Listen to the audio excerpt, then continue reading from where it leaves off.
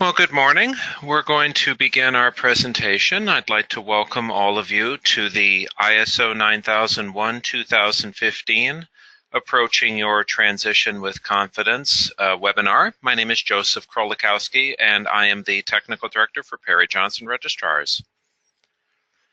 Couple of notes for everyone on our call today. All participants are on mute, but we do want to address your questions, so please utilize the question portion of the dashboard. We will address your questions at the end of the presentation.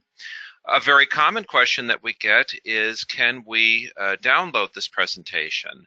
The short answer is yes. The slides will be available for download shortly after we are finished. And this webinar and all other past PGR webinars will be available for reviewing on our website under previously recorded webinars. Our topics for today, we're going to discuss the motivation in making such a dramatic change to the ISO 9001 standard. We're going to address the transition process and what our approach is going to be for completing it. We'll have an in-depth review of the key changes. We will discuss the impact of the new requirements on your audits. I have some FAQs for you from past presentations, a few concluding remarks, and then your questions. Now, as to why the changes were so dramatic, the ISO recognizes that the needs of the industries that use ISO 9001, these are changing. The industries themselves are changing. And obviously, the ISO has a vested interest in the 9001 standard continuing to be relevant and usable.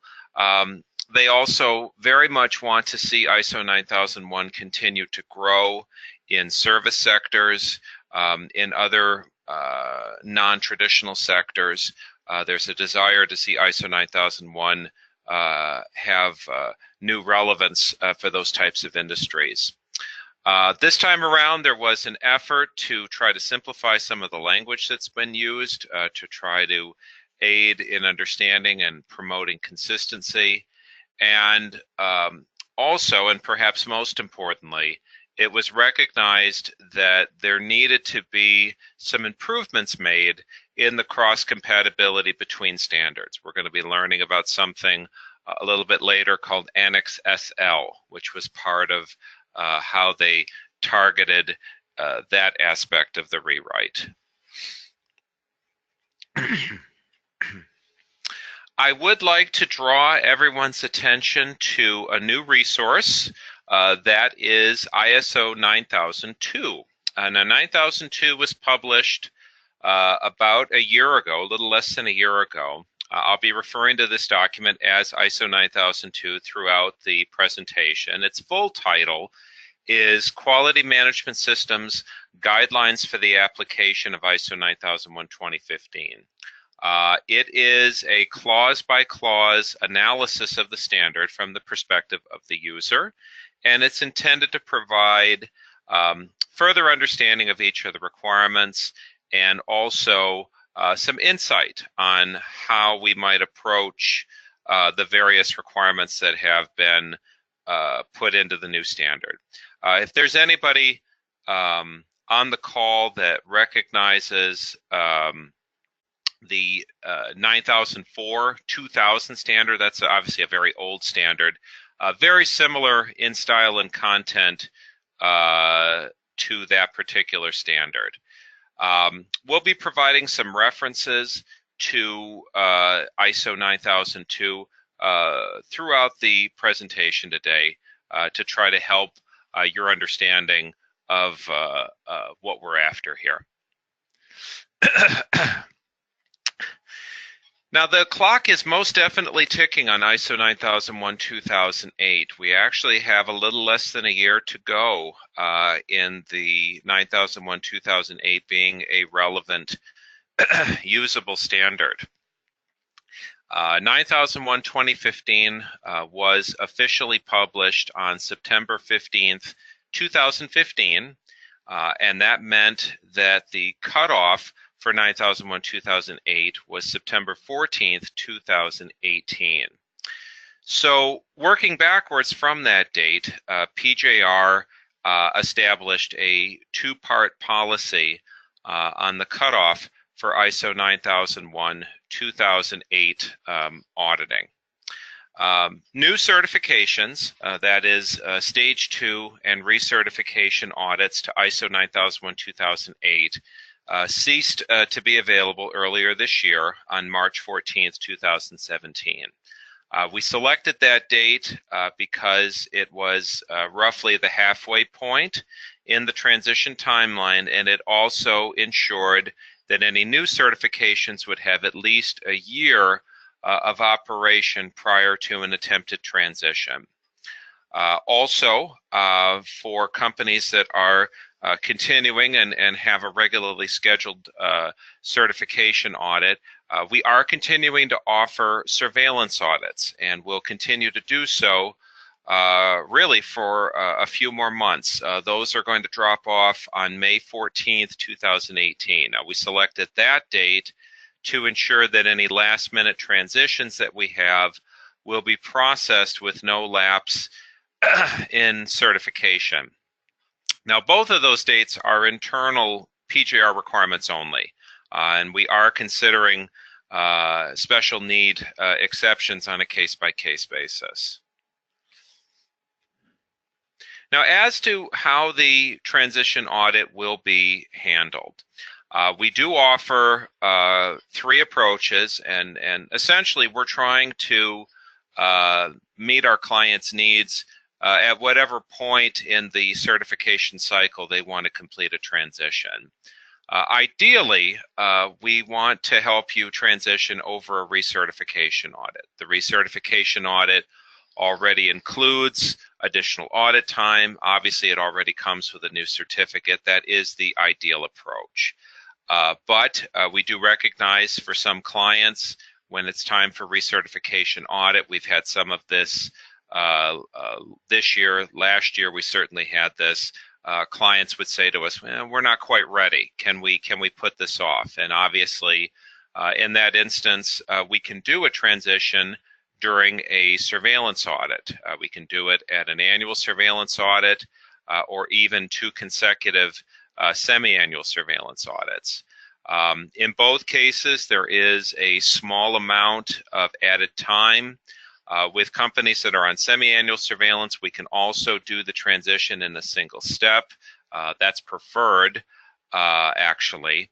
And in both cases, if you're transitioning over a surveillance audit, what you're going to be getting is not a brand new certificate, but a certificate revision. And I'd like to show you an example of how that would work. Okay, so let's say that we had a client complete their recertification audit in January of 2016, and they get a certificate issued on January 15th, 2016, and expiring on September 14th, 2018, an ISO 9001-2008 certificate. Now, you'll note that the expiration date, obviously, that's not a full 3-year cycle as it would ordinarily be. That's due, obviously, to the mandatory cutoff that was established by the ISO for any ISO 9001-2008 certifications. We simply cannot issue a certificate for ISO 9001-2008 that goes beyond that date. So, in this case, this particular company, they complete a transition to ISO 9001-2015 in early 2018, early next year. That company would receive a revised certificate. Now, the first thing I'm sure you'll note is the certificate number is the same. It's still C2016-12345, but there is now a -R1, revision 1. This issue date is the same, January 15th, 2016, but now the expiration date is January 14th, 2019. This is now a 3-year certificate, and it's been revised to ISO 9001-2015. Now, in terms of additional audit time, if you are going to be completing a transition over a surveillance audit, we have prepared an internal grid to help us calculate the time. Now, the full measure of detail therein is considered confidential, but there are a couple of details that I can confirm for you. Most of our average size clients are going to require an additional half day or 4 hours of audit time to complete a transition audit over a surveillance period. Now, there are going to be some companies that will transition with no added time at all. If you need to know how this is going to work for you personally, I would encourage you to reach out to either your scheduler or to your sales representative. Let's begin a review now of the key changes, and again, try to give you some insight where possible from some of the other resources that we have. Any analysis of the changes to ISO 9001 should begin with a review of Annex SL. Annex SL was a very important publication, and what it is, it's a 10-section blueprint. It's a skeleton, if you will, and it is a 10-section structure for authoring the ISO family of standards. It promotes common terms, core definitions, and it's made up, as I said, of 10 sections. Sections 1 through 3 are non-auditable, same as before, and the auditable portion picks up then in section 4. We have the foundation requirements, competency, the policy, what are your processes, what are your exemptions, all of that's covered in sections 4 through 7. In section 8, we have day-to-day activities, things like selling product, designing product, purchasing product, and so forth.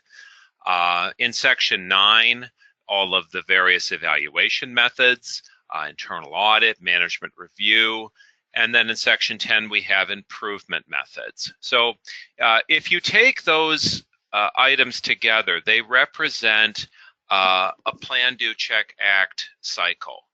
Sections 4 through 7 representing plan, section 8, do, section 9, act, and section 10, section 9, check, and then section 10, act.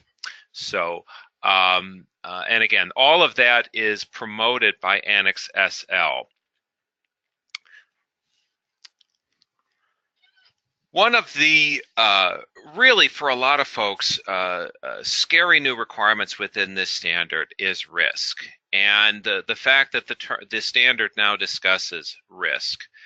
And I want to make sure that we're fully aware of how this concept has been approached, because even now in late 2017, there's still a fair amount of misinformation out there about what the intent is here. First and foremost, what you need to know about risk is that it is a system-wide strategy. It's not a standalone activity. It's not an item that you work on for a few days a month. Risk is being viewed in very much the same light that continual improvement was when ISO 9001-2000 was published. Indeed, the word risk is used 16 times in the auditable portion of ISO 9001-2015. So it is spread out throughout the standard. As we'll learn a little bit later, they've even gone to lengths to explain that you don't have to have a formal risk management process. They've actually written that right into the standard. Even ISO 9002 has something to say about this. It includes a good discussion and talks about key risks, and it says, be on the lookout for key risks, such as the failure of processes, products, and services to meet the requirements of the organization, or the organization not achieving customer satisfaction. So, I mean, it boils it right down to the basic idea here. We are here as an organization to be successful with the manufacture of our product, the rendering of our service, and to take care of our customer. And that's not at all, I would think, inconsistent with what you expect of yourselves already.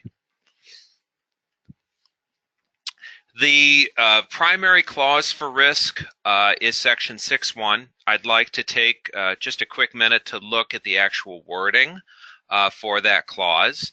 There are two subclauses, so let's start with 6.1.1.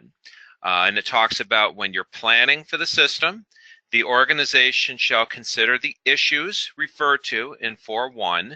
Now that's referring to both internal and external issues, and the requirements referred to in 4.2, and that reference is alluding to interested parties, both internal and external interested parties. Okay, so you'll consider your internal, external issues coming from your internal, external interested parties, and determine the risks and opportunities. And that's very important that they use both of those terms in the standard. The idea is that risks, obviously, scary word, bad word, things we want to avoid. So from there we can jump down to subclause C, and it talks about preventing, reducing undesired effects. And then we also have opportunities, good things, right? Things that we want to take advantage of.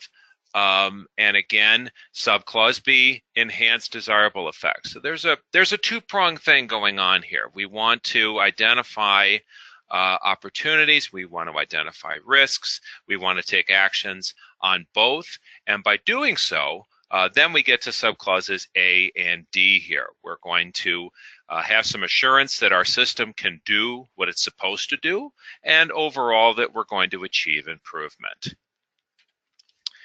Now, section 6.1 continues in subclause 6.1.2, and 6.1.2 talks about the organization shall plan actions to address these risks and opportunities. Okay, so actions.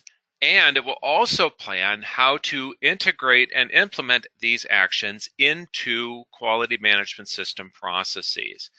That's very, very important wording there. You'll note that, again, they're saying you're going to integrate this into your processes.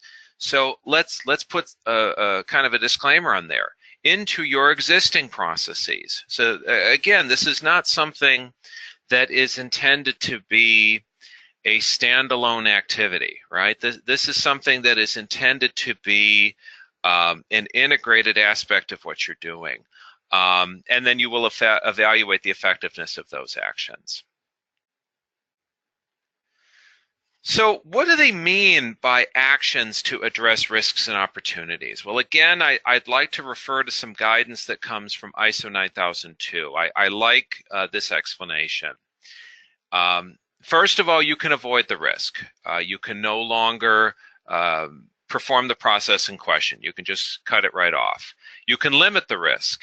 You can establish procedures, work instructions, you can train personnel, you can reduce the likelihood of the risk. And then they also talk about risk sharing. They talk about working with customers, suppliers. One example that they give is, for example, bulk purchasing of raw materials, if one of the risks is a raw material availability issue, and so forth. So again, avoidance, limiting, and sharing. Now, one of the things I like to do for companies that are currently certified to ISO 9001-2008 is to try to get them thinking about where we've been looking at this idea of risk-based thinking already, and what are some of the things that we've been doing that correlate to this. And there's 4 specific items that have a very nice tie-in. And I've got those listed here. In management review, you know, we all sit down, we look at our system, and we try to target improvement efforts. That's an identification of opportunities and of risks. In 7.2.2, we're reviewing requirements related to the product. You know, we need to make sure that we know what it is our customer is asking us for. And we need to take steps to resolve discrepancies if there happen to be discrepancies. That's absolutely risk-based thinking. In 622, the training or competency clause, if you think about this, you're assessing what your competency needs are, and you're taking steps to make sure that your people know what they're doing. That's absolutely risk-based thinking. And then, of course, the most obvious tie-in is to 853, preventive action. Now, preventive action programs in and of themselves are not required by the standard, but they can be a great tool for meeting the requirement, particularly the aspect of the requirement that pertains to actions. So how are we going to audit this? It's a new concept, at least in terms of being called out specifically within the standard. So what we've done is we've basically instructed our auditors to take a very open view of this, have an open mind. And we've said, okay, look, ask the question, what have you done? What have you put in place for this requirement? We've kind of put the ball in your court, so to speak, as the stewards of your systems, and say, okay, this is the requirement. You tell me what you've done to meet the requirement. And we've told our auditors to, again, look at all the various layers that have been put in place. And I think it's important to emphasize that there's a lot of ways that this can be done, but it's your system. You need to have a firm handle on what your approach has been. So again, that's the way we're going to approach this. Okay, let's keep going with changes to the standard. There's been some terminology changes. There's actually been quite a few terminology changes. The words procedures, records, and documents have all been eliminated. Those words are gone. And they've been replaced with the phrase documented information. And to really get a handle on that phrase, it's important that we call out one of the annexes. In Annex A6, talks about the terms maintain and retain. And so the phrase maintained documented information, understand that that is a replacement for past references to documents, procedures, quality manual, and so forth. There's only a couple of these that are required. One good example is in section 4.3. It requires that your scope, the scope of your quality management system, be documented, that it be maintained as documented information. Retain documented information, that phrase, can be understood as a replacement for references to records. Now, obviously, there's quite a few more of those in the standard. Good example is section 933, where it is required that records of management review be retained.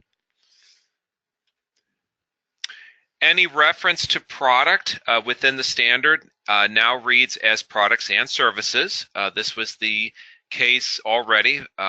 If you read section 3 of ISO 9001-2008, it states that wherever the term product appears, it can also mean service. Again, this is trying to be a little more inviting, make the standard a little more welcoming to service sectors. Management responsibility has become leadership. This is pushing the concept that management leads by example and involvement, rather than simply directing that activities be performed. Continual improvement is now part of a larger section simply called improvement. This is kind of pushing the idea that continual improvement is and should be part of a larger strategy for continual improvement, and is most certainly not the only type of improvement a company can have. We can have breakthroughs, we can have reactive changes, we can have reorganizations, and so forth. Suppliers are now to be referred to as external providers. Again, this is intended partially to accommodate service organizations. There is another annex that gets into this term. It's Annex A8, where it indicates that external providers are going to include the following. They talk about suppliers, but then they also talk about associate companies and outsourcing or subcontractors. Now, the older versions of ISO 9001 had requirements in place for these other groups, but they were scattered. So what they've done with this requirement for external providers is they've kind of pulled all of this together into one place, and they've harmonized the requirements. ISO 9002 mentions additionally corporate headquarters as a further example of what an external provider should be. One of the more interesting changes that's been made to ISO 9001 is they have wiped away the last of the procedural requirements. If I've got anybody on the call today that remembers the 1994 version of ISO 9001, there were 16 required procedures at that time. Fast forward to 2000 and it dropped to 6. Well, they've wiped away the last of those procedural requirements. And what they've put in its place is they've essentially said, okay, you know who you are as an organization, you know what your processes are, you know what it takes to show that your processes are under control. So have these processes be controlled, show that they are effective. If you can do so without a procedure, then that's fine. Remember, though, if you choose to have a procedure for whatever purpose, that procedure is admissible as audit criteria. So we're going to be doing a couple of things here. Number one, we're going to make sure that your processes are consistent and effective. That will never change. So if you don't have a procedure and you have an effective process, okay. If you choose to have a procedure as part of your strategy for making your process effective, we can and perhaps will audit the content of that procedure and make sure that you are abiding by it. The term management representative no longer appears in the standard. This was an interesting change, and the implication of this was that not so much that the responsibilities have been eliminated, but rather that those responsibilities fall to top management itself. And if you take a careful reading of ISO 9001, 2008, that was really the intent all along of having a management representative. Unfortunately, in some cases, what happened was you had organizations that would designate somebody to run their system, and then management would just excuse itself and say, nope, we're not involved, this belongs to our management rep. So the standard is kind of taking a firm stand on this and saying, no, we need to have management's involvement. So does this mean that you can no longer have a key person, a key contact? No, you can absolutely have someone in that role. You can call them management representative even if you're so inclined, but recognize that the responsibility for the system is absolutely going to rest with the leadership, with the management.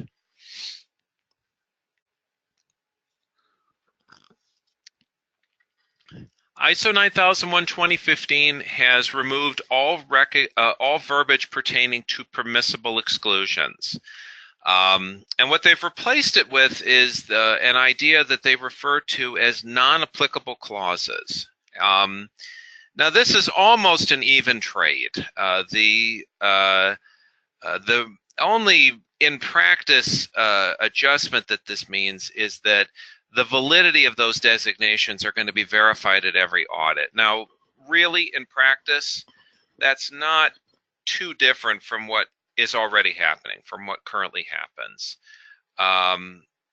The other adjustment here is that the entire standard technically is up for grabs in terms of being exempted.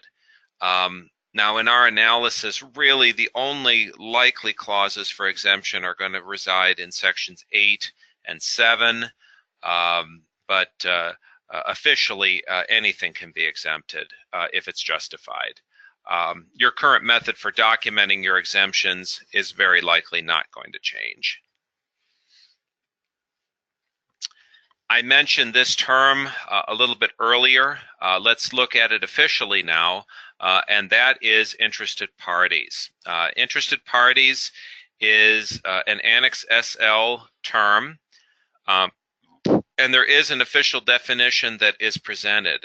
It is a person or organization that can be affected by, or perceive themselves to be affected by a decision or activity. Now, the standard itself gives a couple of examples: customers, owners, people within the company, suppliers, and so forth. Important clarification is given in Clause 4.2, and it states that the organization needs to determine who their interested parties are, but it emphasizes relevancy, the ones that are relevant to the quality management system. So the idea is that you will recognize who these folks are and consider their inputs to your organization. So in practice, really this is not going to require a great deal of additional implementation activity. Ensuring that you're cognizant of applicable requirements that's simply good business.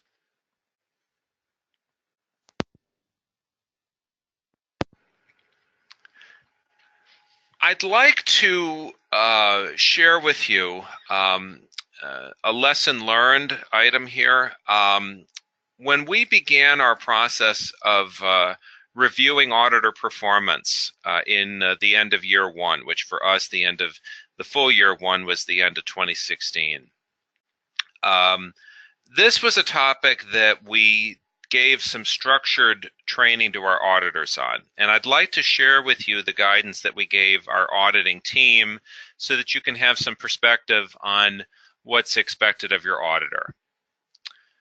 So when inquiring about interested parties, are we asking the right leading questions? Who are the interested parties? Which ones are relevant? What part of their system are they relevant to? The idea here, of course, is that you may have someone who is extremely relevant to one area of your system and less so in another, and so forth. And one key point that we put across, and again, sharing this for you, it is in most cases inappropriate to conclude that the only interested party is the customer base.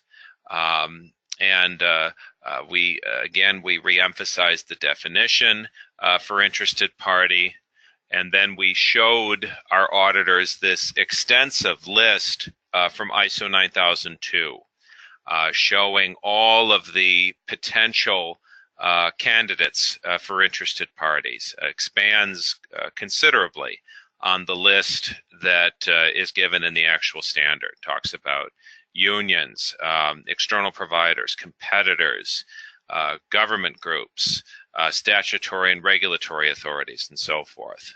Lots of potential areas where relevant interested parties might reside that are going to have an impact on the system. In 9002, there's even some further guidance on how to ascertain the needs of interested parties. Some of these are obvious, some not so obvious. Reviewing the orders that you get from customers, reviewing statutory and regulatory requirements, association memberships, benchmarking, user surveys, customer surveys, and so forth. All kinds of different areas where we would gather information about interested parties and get their feedback.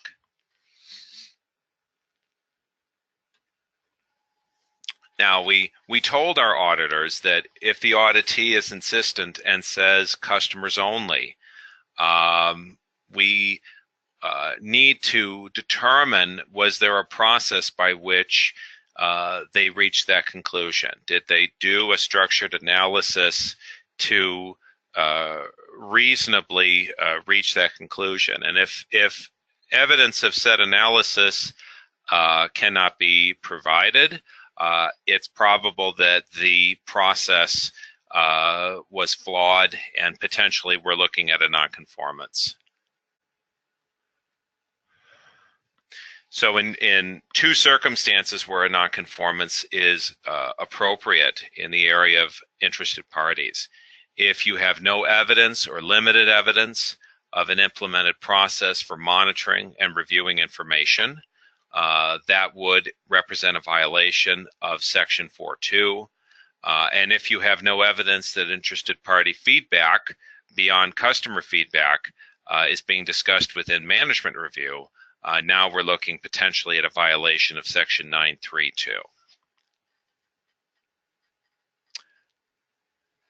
I'd like to transition now to an assessment and analysis of the impact of the new requirements on the audits. And we're going to do a clause-by-clause review here, at least in terms of new clauses, and try to, again, speak to the impact on the audit process. Now, the first new requirement comes in Section 4.1, and again, we've already kind of alluded to this before, where it talks about determining, monitoring, and reviewing external and internal issues relevant to purpose and relevant to strategic direction. Now, that phrase, strategic direction, we're going to dig into that in just a minute, but the basic idea here is that the organization needs to be cognizant of the issues that are going to impact the system. Issues is a very broad term, and it was deliberately picked.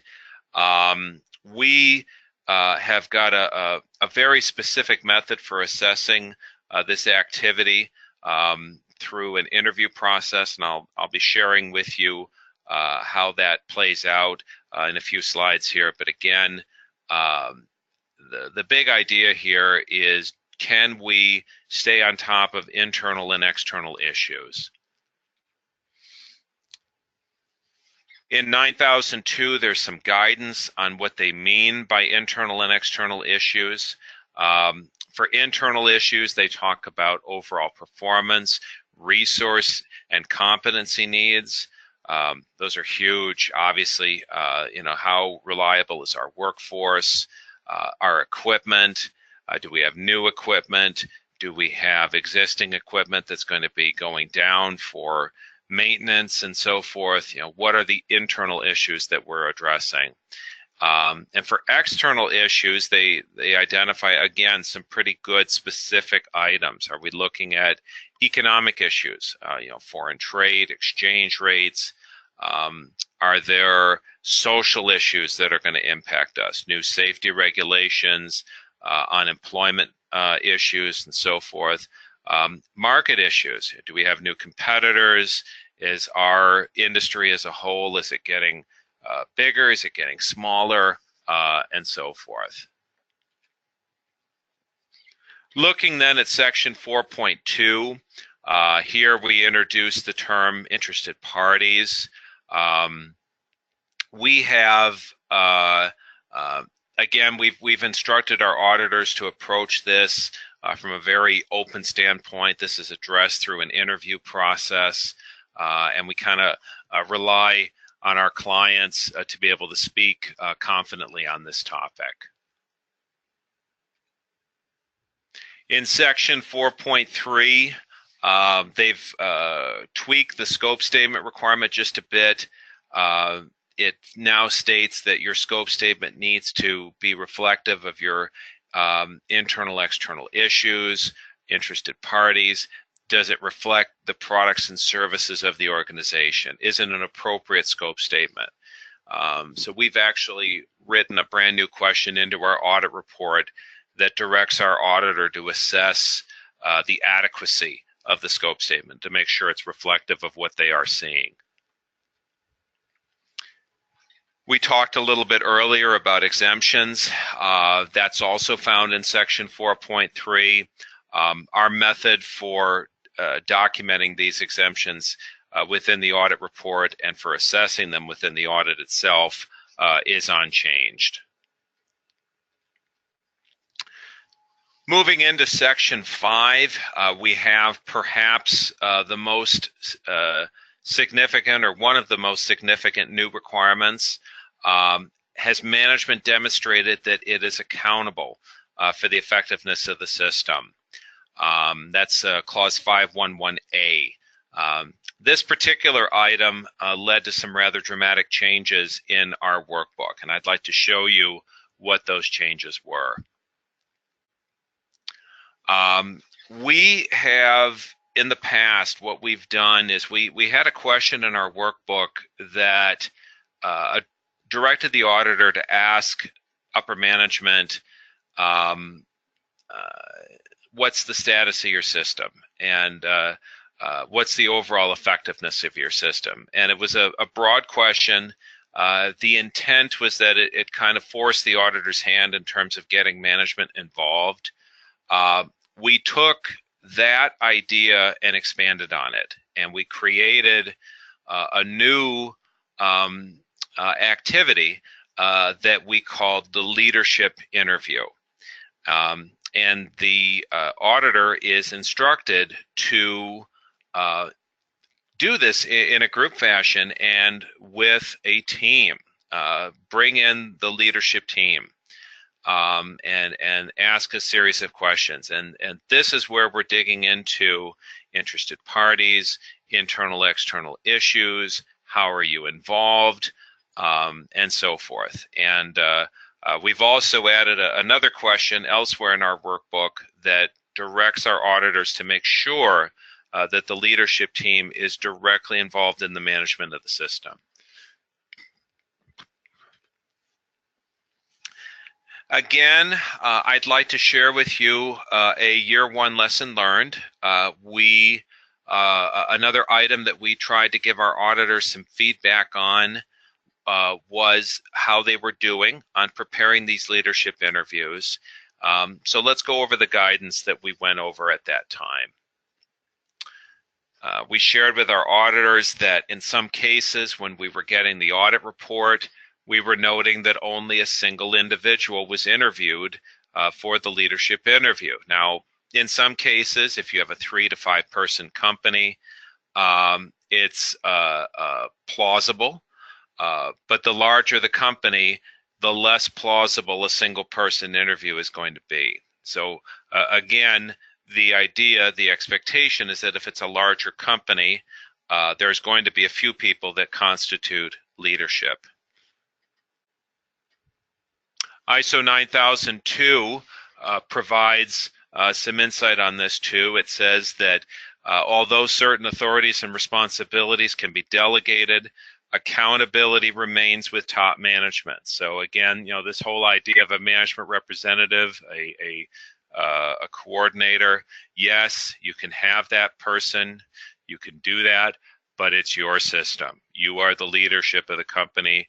It's on you to make sure that the system is effective.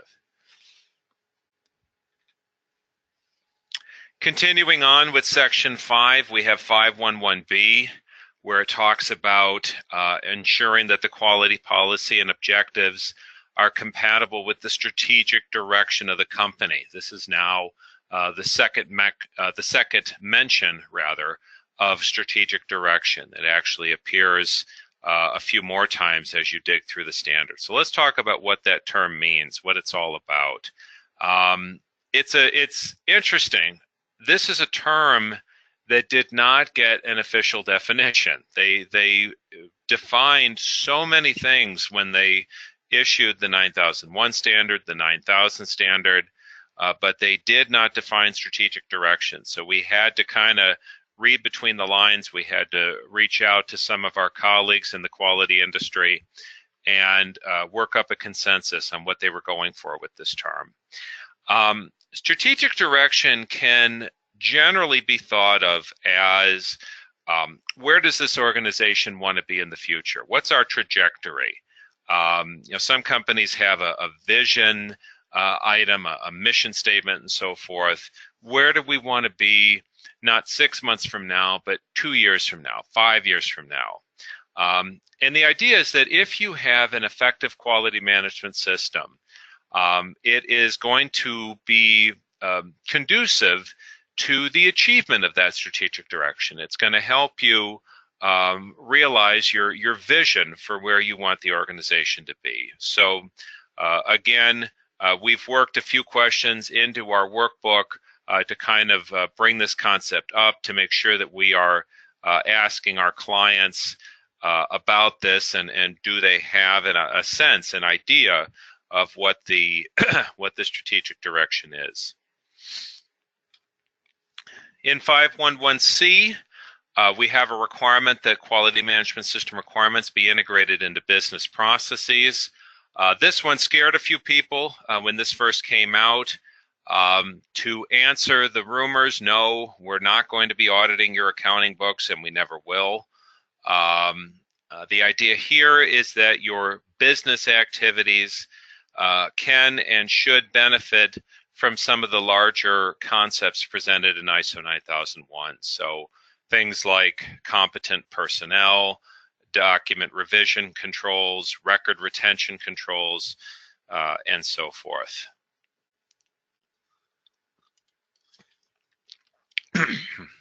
ISO 9002 even has a little bit to say about this particular portion of Section 5.1, and it indicates top management shall ensure that quality management system processes are integrated and managed within overall business and are not treated as add-on or conflicting. In other words, you don't work on ISO 2 days a month. ISO is what you do. It should be integrated with what you do. In Section 522, there's a little bit of an expansion on the who's aware of the quality policy. They talk about, has it been made available to all relevant interested parties? Again, this was what was intended by the standard initially. There's a lot of ways that you can do this. You can post it. You can put it on your website. ISO 9002 even says that you can establish a policy that your policy statement is available on request. Even that's considered acceptable. 5.3 is where we officially have the assigning of responsibilities for the system. We've already kind of spoken to this requirement. In 5.3b, it states that you have to have a means of monitoring whether or not your processes are delivering intended outputs. We have a methodology for this already within our audit workbook. There's definitely a tie-in here to the quality objectives requirement from Section 6.2. 6.1 is the primary placeholder, as we mentioned earlier, for the risk requirements. We've already kind of dug into this, both in terms of tying it back to ISO 9001-2008 and also what our audit approach is going to be. And again, here's Section 6.1.2. So with that, we then turn to Section 6.2.1. And this is the new placeholder for quality objectives. And the quality objectives requirement, there's an interesting little tweak that they've made here, a couple of little tweaks. The first of these is, are quality objectives relevant to conformity of products, and do they enhance customer satisfaction? And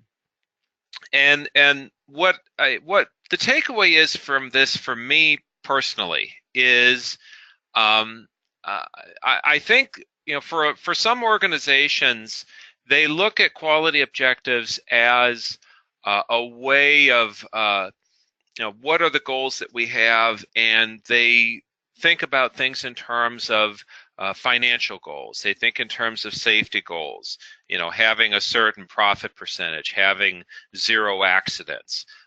Those are very important things, obviously, and not to be dismissed. But the big picture here, the big idea is, okay, if you're going to have those things, fine, but make sure that you also have objectives, you also have metrics that are directly tied to your products, and that specifically work towards customer satisfaction. So kind of a clarifying of that idea. Now, additionally, in the next clause, 622, they talk about have we analyzed our objectives in such a way that we are assigning resources, that we know who's responsible, that we have a timeline, evaluation practices, things like this, all very important pieces, all very critical pieces that, again, this was what was intended all along, but now they've written it into the standard itself. With that, we turn to section 7, and another one of these kind of big new ideas, and that is organizational knowledge. Do we have a process to ensure that organizational knowledge is maintained and made available? We've actually got a second slide here with the other bit of organizational knowledge. Organizational knowledge is it's an interesting idea, and it's the idea that we should not be in a position ever that if we have somebody in our organization that stops showing up one day, someone that no longer can come in, if that happens, it should not wound us as an organization to the point that we can't do the things that we need to do. I mean, I'm sure everyone on the call today has got somebody in their organization that is indispensable, somebody that you would be worried about not having anymore. So how do we do that? How do we retain that knowledge? Well, again, there are some methodologies that are discussed in the standard, and some of these come from 9002 as well. We talk about training methods. We talk about work instructions, production controls, cross-training even is considered an approach here. And it goes on to say also that you need to learn from past mistakes. You need to be reactive to the point that, if things go wrong, that adds to your pool of knowledge, that adds to your organizational knowledge, and it makes you better at what you're doing. Now, the other aspect of 716 of organizational knowledge is, can you look at what your competency needs are going to be and look ahead? What are the changing needs? What are the changing trends? What do you need to be ready for? Yeah, what's coming your way? So again, there's existing processes in place for a lot of clients for ongoing competency needs, for competency evaluations and so forth. It's just a little more directly auditable now. Now, 9002 presents some ideas even on meeting this requirement. It talks about succession planning. It talks about awareness sessions. It even mentions company newsletters as a way to kind of bridge this gap with organizational knowledge. With that, we turn to section 8. We have a couple of requirements that pertain to design. So those of you that don't design your products, I suppose you can tune me out for a few slides here. If you are responsible for the design of your products, do your design inputs include standards and/or codes of practice that you've committed to implement? Now, this may not apply to everybody. Again, that you've committed to implement. There's kind of a disclaimer there. Very similar idea to statutory and regulatory, although statutory and regulatory are not voluntary.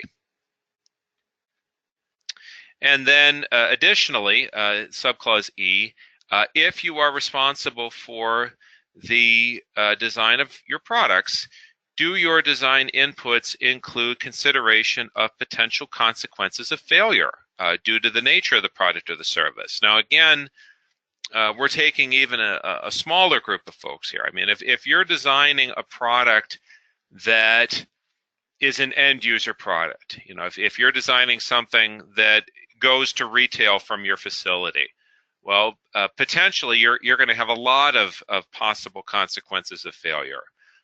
But if you're designing something that is part of a larger assembly, you know, if you're tier 2, tier 3, and so forth, the impact of this is going to be reduced, obviously. The guidance that we have, you know, we talk about safety, financial fallout, potential consequences is a very broad term, and again, it's going to be based on what your product is. Our methodology for auditing both of these items, standards, codes of practice, and potential consequences, exactly the same as what we've done in the past for auditing design. We're going to look at the records, we're going to interview your staff, and we will take things from there. Section 8 also has a couple of new requirements as they pertain to external providers. Have we established a method to communicate intent in control and monitoring of external provider performance to our external providers? In other words, do they know generally how they are being tracked? There's already a lot of ways that we can communicate with our suppliers, purchase orders, contracts, etc. There's a lot of ways to put this information across.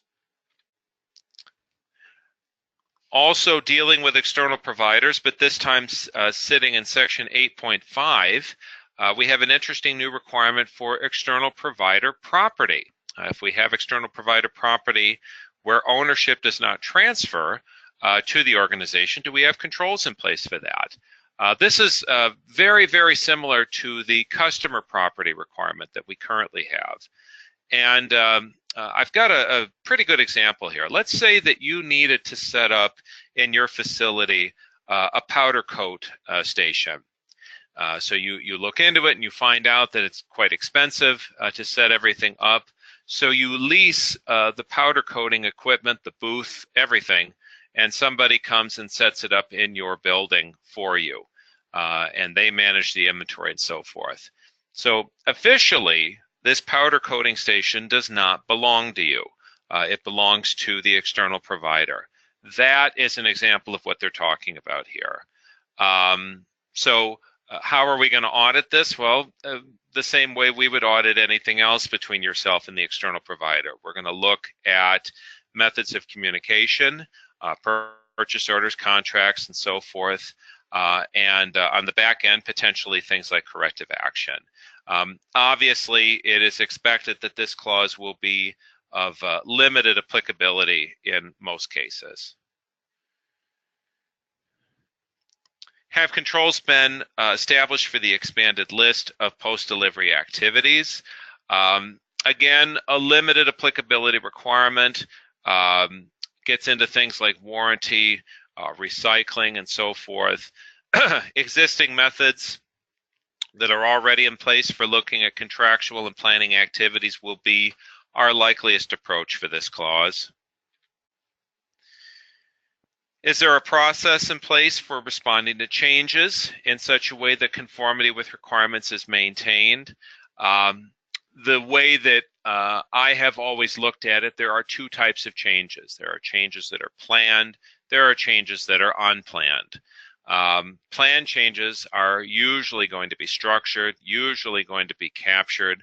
Unplanned changes, unfortunately, are going to typically be reactive. So we may be looking at corrective action documents, we may be looking at complaint documents, and so forth. This clause continues over here where it talks about, do we have a method for retaining documented information, in other words, keeping a record about the changes and a record of who authorized the change.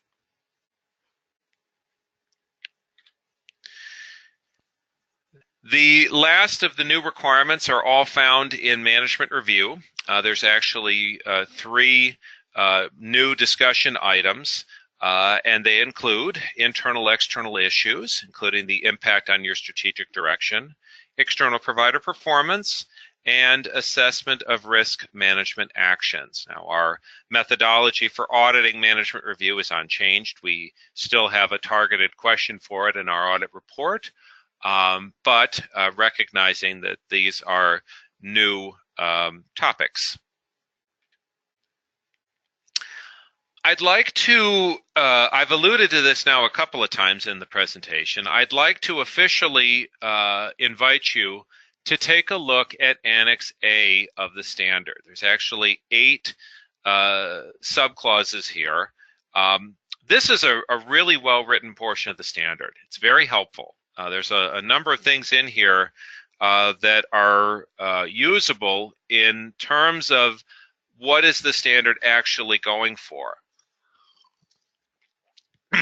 And I even explained to our auditors that you need to understand that this is from the people that wrote the standard, and it's written into the standard itself. It's officially binding as a portion, excuse me, of the standard.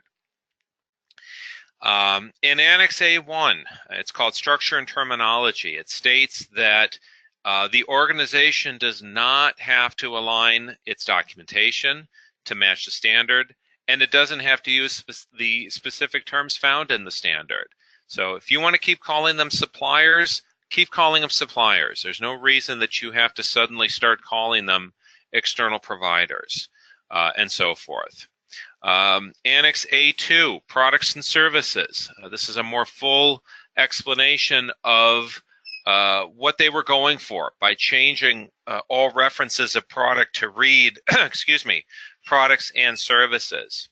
Annex A3, understanding needs and expectations of interested parties. This is where we get into what is an interested party and where are the areas where they're going to come from. Annex A4 is called risk-based thinking. This is a very important subsection where it states officially that you do not have to have a formal risk management process to meet the requirements of the standard that pertain to risk. Annex A5 talks about the logic in removing the idea of permissible exclusions and the new concept of non-applicable clauses. We already looked at Annex A6. This is where we establish the maintained and retained documented information clauses. A7 is written for organizational knowledge. We've already had a fairly in-depth look at that as well. And we've already looked also at Annex A8 when we talked about external providers and what the intent is of externally provided products and services and the approach therein.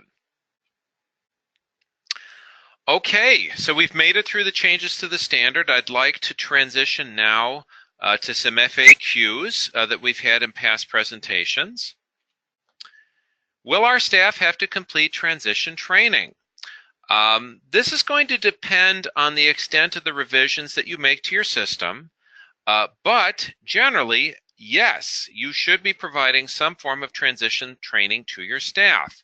They need to know there's a new standard, and they need to know that there's been an assessment of the impact of the new standard on their area. Obviously, it is entirely conceivable that the majority of your staff will feel no effect from your transition to ISO 9001:2015. What about our internal auditors? Do they have to do transitional training? What you have to remember about internal auditing is that it is another competency within your system. And who's responsible for determining what it means to be competent? You are. You are the owners of the system, so we leave it to your you to make that decision. So to put it a little more plainly, you have to decide for yourself whether your team of internal auditors are up to the task. So if you have a seasoned group of auditors, folks that know what they're doing, it is entirely possible and conceivable that they can do a self-study on the new standard and transition successfully. In terms of how we're going to look at it as a registrar, we will judge the competency of your auditors by the effectiveness of the audit process. What is the recommended order of steps? Well, I like to refer to the IAF ID9 from the International Accreditation Forum. This is a good set of steps to follow. Step one, buy the standard. Get a copy of the standard and sit down as a management team and go through it. Step two, draw up an implementation plan. Assign responsibilities for all the things that you need to accomplish. Step three, update your documentation to reflect any new or revised processes. Step four, take steps to ensure that all of your staff are aware of the change and have been trained on anything that's been revised within your system.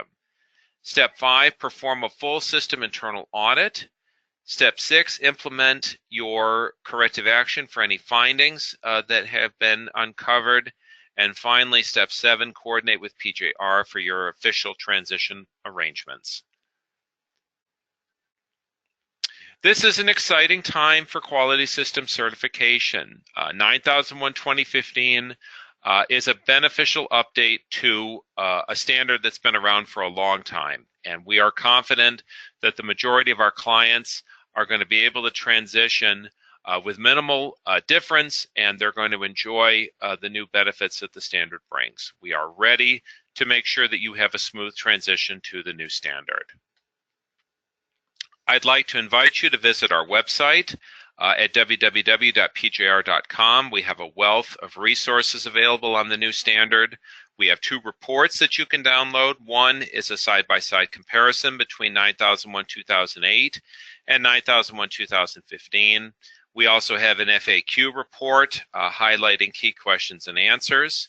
I would invite you also to opt in and give us your email address at the bottom of the home page. If you click subscribe, you'll be automatically kept informed of relevant news and updates.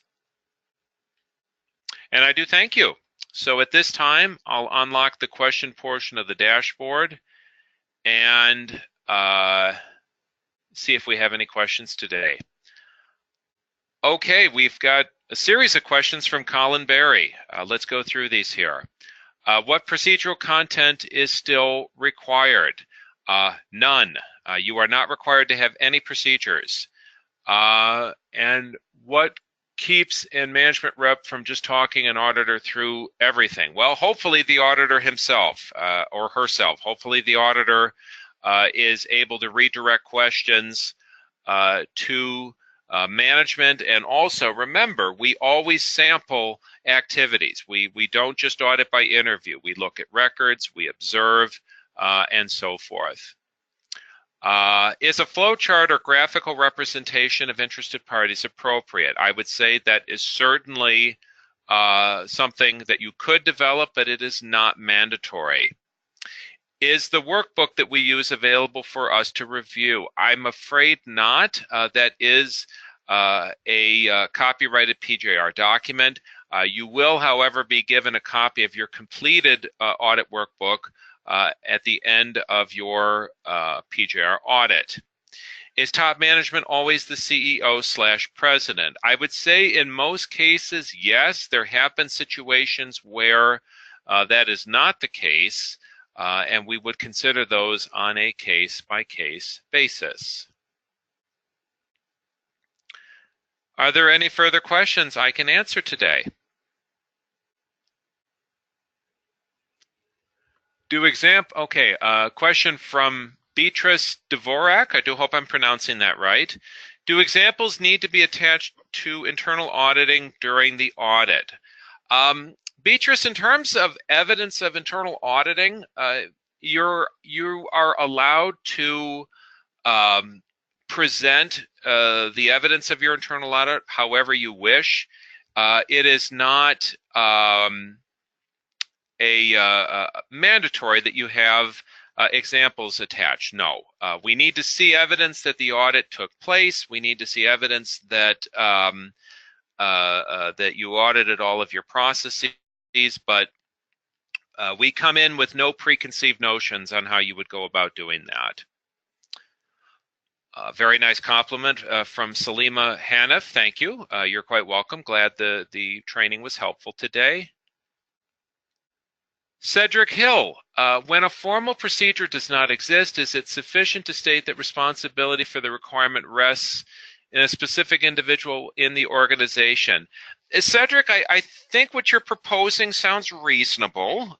Again, remember that we would certainly we're going to interview that person. I'll give you a euphemism that I use when I train new auditors. I tell all of our new auditors there's three types of evidence that you're going to find: things you hear, things you see, things you read. So go out there and gather the evidence in as many different ways as you can, and be sure that you can make an informed decision on the activity that you're looking at. Question from Jen Nowak.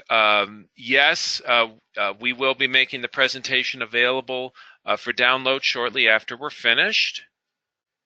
Ron Miller, are charts, procedures, and flow charts essential for organizational knowledge? Ron, your approach to organizational knowledge, really it needs to be personal. It needs to be tailored to your needs as an organization. Again, we've instructed our auditors, and really you could apply this to just about any type of situation. The approach that you're going to take is going to vary. The approach that you take is going to it's going to be highly dependent on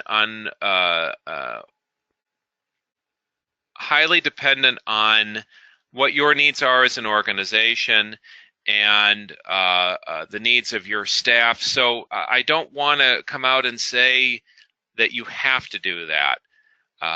Okay, so clarifying here from Ron Miller, part of cross-training. Well, again, your approach to cross-training is going to be very personal, and cross-training in and of itself even is not mandatory. You simply need to know what your strategy for organizational knowledge is going to be.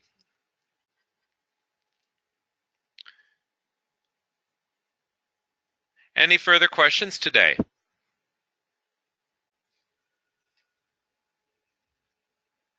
Okay, well, thank you all very much. Have a great day.